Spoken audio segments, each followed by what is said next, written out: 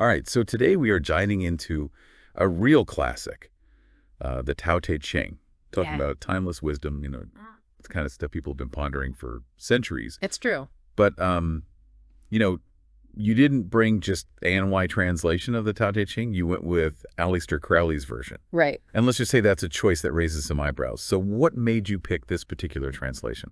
It's not exactly the first one that comes to mind. Yeah, it's definitely an interesting choice. And you're right, Crowley isn't exactly who you picture when you think Taoist scholar. Right. But that's what makes this deep dive so interesting.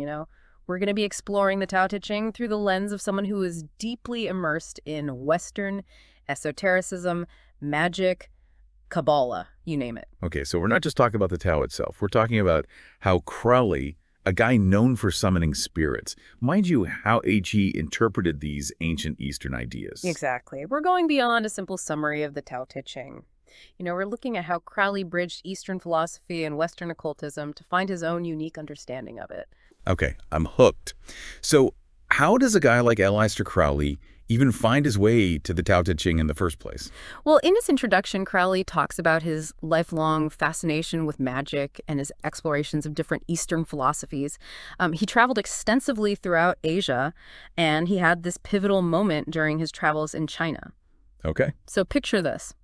He's wandering the stark landscapes of Yunnan, Hmm. a place that just radiates this sense of ancient wisdom. And it's Yeah. there that the Tao Te Ching really clicks for him. Wow, so he's in this completely different cultural context, surrounded by this almost otherworldly landscape, and suddenly Lao Tzu's words resonate on a whole new level. Yeah. That makes you wonder, doesn't it? Like, how could a place so different actually illuminate these ancient ideas? It's fascinating, right? And get this, Crowley even mentions experiencing a similar resonance later on, but in the desolate landscapes of America. Right. He felt a disconnect from the culture there, which oddly mirrored the solitude he had felt in China, deepening his connection to the Tao even more. Wow.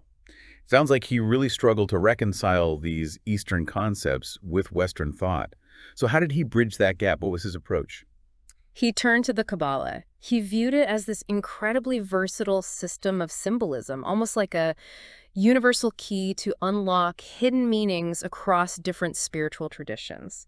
He believed the Kabbalah could be the bridge between Lao Tzu's wisdom and his own understanding of magic and mysticism. So he's basically using a Western system to decode an Eastern text. Yeah, That's pretty wild. it is. But what kind of unique interpretations did that lead to? What did he see in the Tao Te Ching that other translators might have missed?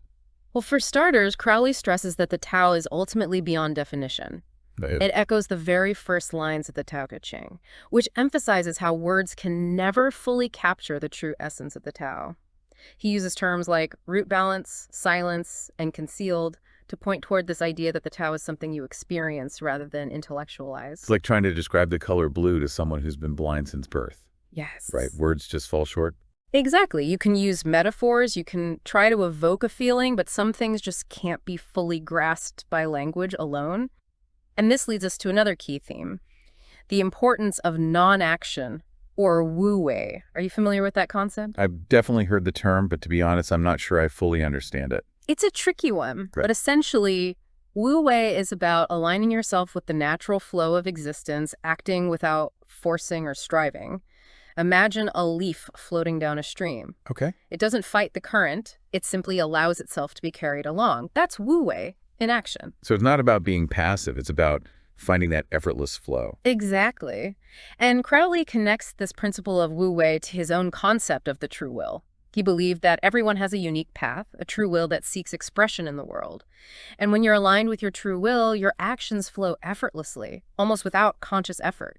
He saw this mirrored in the Tao Te Ching, especially in the lines about the sage accomplishing great things through non-action. That's so interesting because it turns the whole idea of ambition on its head, doesn't it? Yeah. It's not about chasing after external goals. It's about aligning yourself internally so that your actions arise naturally from that place of alignment. I can see how that would be a game changer, but it also seems incredibly difficult to put into practice. Oh, absolutely. It's a lifelong practice, and Crowley himself wrestled with these ideas throughout his life. But that's what makes his perspective so valuable. He doesn't shy away from the challenges, he leans into them.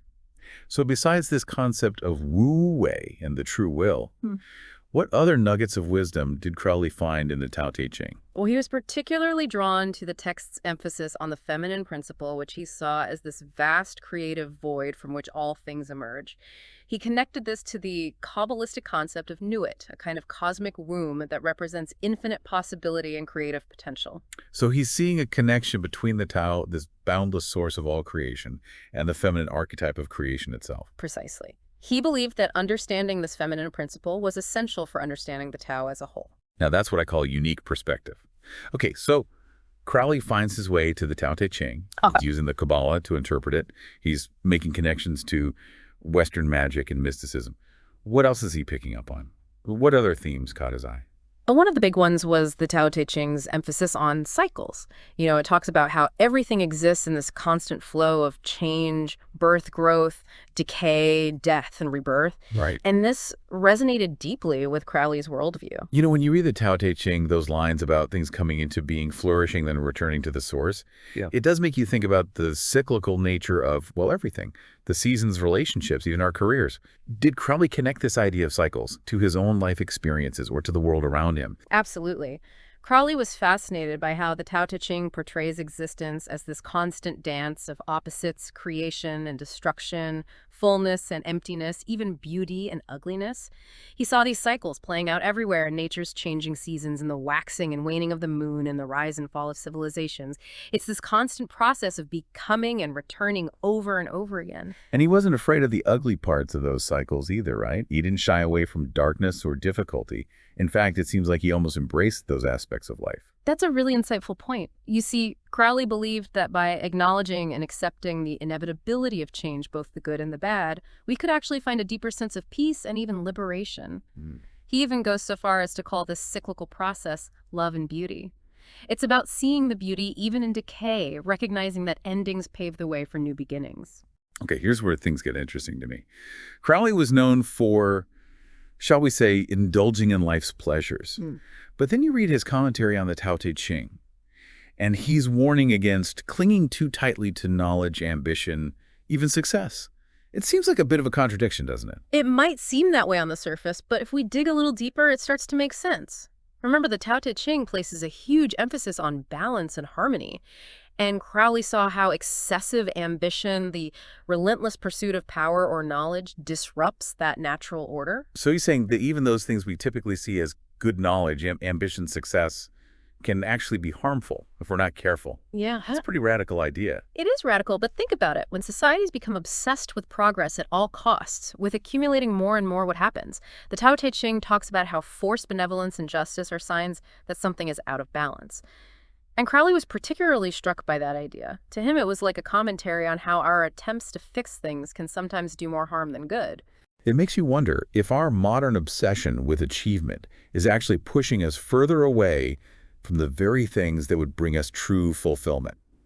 So where does that leave us? How are we supposed to navigate a world that constantly tells us to strive to acquire, to be on the go all the time, when the Tao Te Ching, at least through Crowley's eyes, seems to be advocating for a more well-balanced approach? That's the million-dollar question, isn't it? How do we reconcile these ancient principles with the realities of modern life? We can't all just run off and live as hermits in the mountains. Right. I mean, most of us have jobs, families, bills to pay. So how did Crowley propose we integrate this idea of non-striving this way into our everyday lives? He believed it was all about finding that sweet spot between effort and surrender.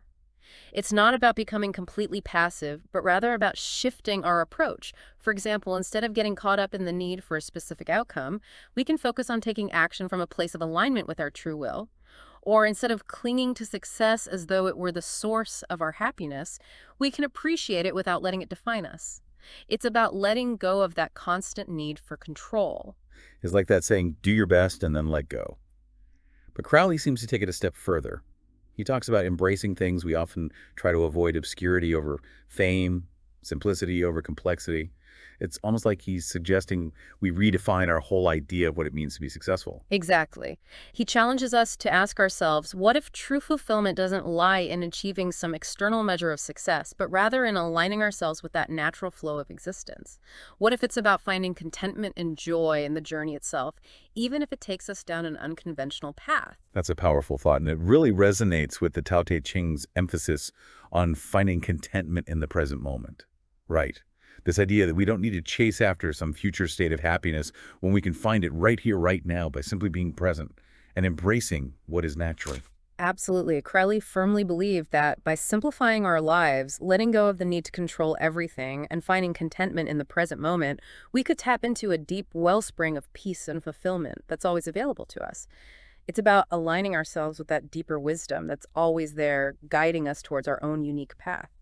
It's like he's saying true power comes not from forcing our will on the world, but from Mhm. surrendering to something larger than ourselves, from aligning ourselves with that flow of existence. And maybe that's what allows us to truly flourish, both individually and as a society. I have to say, Crowley's take on the Tao Te Ching is definitely not what I expected. It's this a wild mix of ancient wisdom, Western esotericism, and some surprisingly practical advice. What stands out to you most about his perspective? It's funny. For someone so steeped in the world of magic and rituals, Crowley's interpretation of the Tao Te Ching actually emphasizes a much more subtle kind of transformation. Yeah. He connects it to this idea of aligning yourself with your true will, not through elaborate spells or trying to bend the universe to your whim, but by tapping into something deeper, something more fundamental. It's like he's saying real magic isn't about manipulating external forces, but about mastering yourself, about getting in tune with the natural order of things rather than trying to impose your own will upon it. Exactly. It's about recognizing the interconnectedness of all things and finding your place within that grand symphony of existence.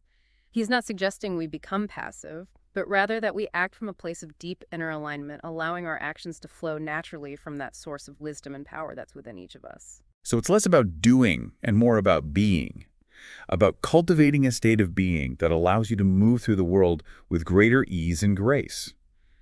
I can see how that would be incredibly powerful, but also, let's be real, a bit daunting. I mean, it's one thing to talk about aligning with the Tao, but how do we actually do that in our everyday lives? Well, I think that's the beauty of this ancient wisdom. It's a lifelong journey of discovery, and there's no one-size-fits-all answer. But the Tao Te Ching does offer some clues, some signposts along the way. And one of those signposts, according to Crowley, is the importance of simplicity. He seems to suggest that by stripping away all the unnecessary complexity, all the striving and grasping, we can actually create space for something much more profound to emerge. Precisely. It's about letting go of the need to control everything, to figure it all out. It's about cultivating a sense of trust in the unfolding of life, even when things get messy or unpredictable. Which, let's face it, is most of the time. So we've explored Crowley's background, his unique interpretations of key Taoist concepts like Wu Wei and the feminine principle, his emphasis on cycles and the perils of unchecked ambition.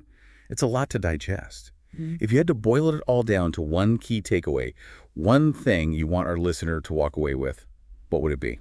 I think the biggest takeaway here is that wisdom can be found in the most unexpected places. Crowley, a figure often associated with the occult and the unconventional, found deep resonance in the words of Lao Tzu, an ancient Chinese sage.